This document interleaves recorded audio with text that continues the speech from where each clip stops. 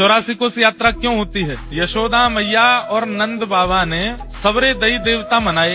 तो नंद बाबा यशोदा मैया के जब तक लाला नाए भयो तो यशोदा मैया नंद बाबा ने सवरे देवतान को जाय करके प्रणाम करी। जगन्नाथ जी को प्रणाम कियो, बद्रीनाथ जी को प्रणाम कियो, गंगोत्री, यमुनोत्री, केदारनाथ सब जगह प्रणाम कियो।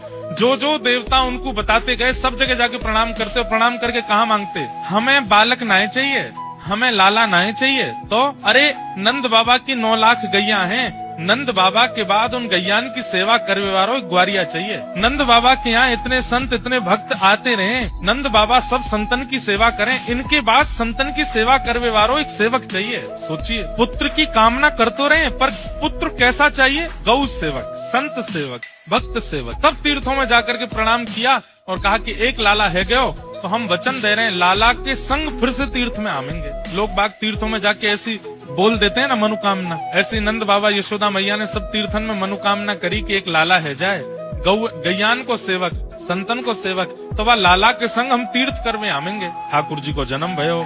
जैसे ही ठाकुर जी चलवे फिरवे बोलवे लायक भय, यशोदा मैया और नंद बाबा ने आपस में चर्चा करी, अब लाला चलन लगो, अब लाला बोलन लगो, अब हमें तीर्थ जानो चाहिए, चलो व्यवस्था बनाओ। अब महाराज बैलगाड़ी की तैयारी कर रहे हैं, सामान सट्टे सब रखते जा रहे हैं। सब ब्रजवासी भी एक है लिए, 100, 200, 400 ब्रजवासी भी संग है लिए। लेकिन नंद बाबा और यशोदा मैया की वृद्ध अवस्था देख करके ठाकुर जी के मन में आई, बाबा इतने वृद्ध है गए, यशोदा मैया इतनी वृद्ध है गई और मैं ने के ही बड़ो भयो हूँ।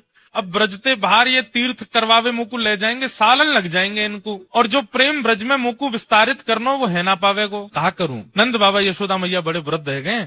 सवरे तीर्थन को ठाकुर जी ने यमुना तट पे बुलायो। ठाकुर जी तो भगवान है, सवरे तीर्थ आकर के खड़े है गए यमुना तट पे। आज्ञा करें भगवान, कहा करनो है? बोले भैया देखो हमारे अम्मा बाबा वृद्ध है गए, अब ये सब तीर्थन में जामेंगे, सालन लग जाएंगे, हमें 11 वर्ष ही ब्रज में रहना है। आप सब 84 कोस में फैल जाओ, हमें ज्यादा दूर नहीं जाना पड़े, 84 कोस में ही सवरे तीर्थन के दर्शन, सवरे धामन के दर्शन हमको यही है, हमें और कहीं नहीं जाना पड़े। महाराज ऐसी स्थिति है गई, सारे तीर्थ 84 कोस में बैठ गए। अब तो छोटे छोटे तीर्थ जिनके नाम ही नहीं पता है वो भी आ गए लाइन में, बोले हम भी ब्रज में आवेंगे, हमें स्थान दो, हम भी विराजमान होंगे। और उस भाव से भारत वर्ष के सारे तीर्थ 84 कोस में विराजमान हो गए। और फिर नंद बाबा यशोदा मैया के साथ लाला 84 कोस ब्रज यात्रा पर गए। तब से ये नियम है हमारे ब्रज में, ये अभी कार्तिक का महीना चल रहा है, अभी 84 कोस यात्रा चल रही है।